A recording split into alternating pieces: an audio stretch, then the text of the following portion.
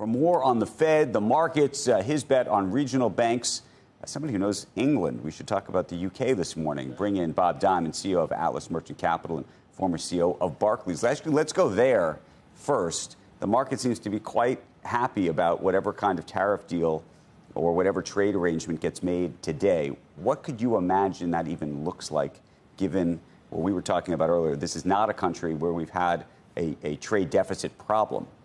Yeah. I think from a U.S. point of view and from all the uncertainty around tariffs, I mean, to be honest, it's kind of small beer. I've only just seen it, but it's like just steel and cars. So Rolls-Royce, which actually I don't even know if they're owned by the UK anymore, Rolls-Royce is probably happy, but, you know, ARM semiconductors would still be at 25%, I think. So it seems to me like it's good to have an announcement and everyone wants some more certainty. But at first blush, this looks like kind of small beer for the U.S. For the U.K., I think an announcement of any kind in trade is a positive for sure, but it's not. Let's go to the Fed. So this morning, President Trump described Jay Powell, not only he's nicknaming too late, he now just called him a fool. That was he literally called the man a fool. Is he a fool? Listen, I think we talked a lot years ago, I guess, that he was probably too late in moving rates off of zero. But I think since that time, the Fed has performed very, very well under Powell. I think I'd give him a very, very high grade. I think right now he's in a very challenging position. I think, like most of us, the uncertainty around tariff policy ties his hands a bit.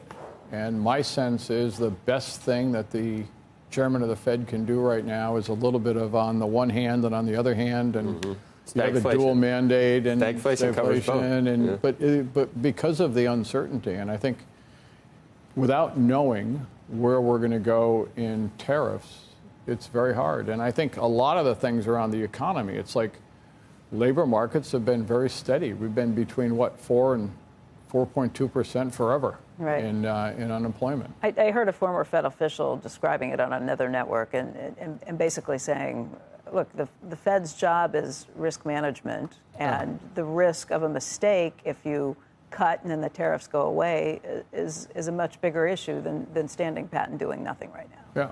I think it's very unlikely that we get much movement until it's really necessary. I think the markets are kind of looking at, what is it, 50 or 75 basis points maybe this year, but on the tail end of the year. Yeah.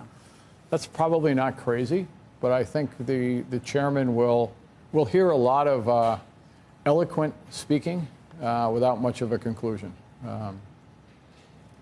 If you were going to make investments today, what would you be buying? Do you think the market is properly valued? Do you think we are headed down? Do you think we're headed up? I mean, the argument's been made that, to the extent, I don't know if you're right or you're wrong, but that the lows have been, were put in place a month ago when everybody freaked out after Liberation Day, and actually things are much better than we even knew. Yeah, I mean, I was on just after Liberation Day, and around that time they hit the lows, and the S&P's up over 10%, right, I think, from the lows. So I think it's very hard. If I gave you my view of the S&P over the balance of the year, I would go right back to tariffs. Give me some certainty. Are we going to have punitive tariffs? If we have punitive tariffs, then it is going to impact inflation, and it is going to impact output. Prices will go up, output will come down. I don't think that punitive tariffs are a good economic policy for the U.S., and I do think they'll have an impact. This could embolden the administration to, hey, Sorry? Look at that. This could embolden the administration to play tough on tariffs. I think there's no Trump. You don't need a Trump put when we're down 5%. So it could even, say, I told you this was not going to be a big deal, and then we could, who knows, we could always retest those. But Tudor Jones the other day said that, right? Andrew said, definitely go down.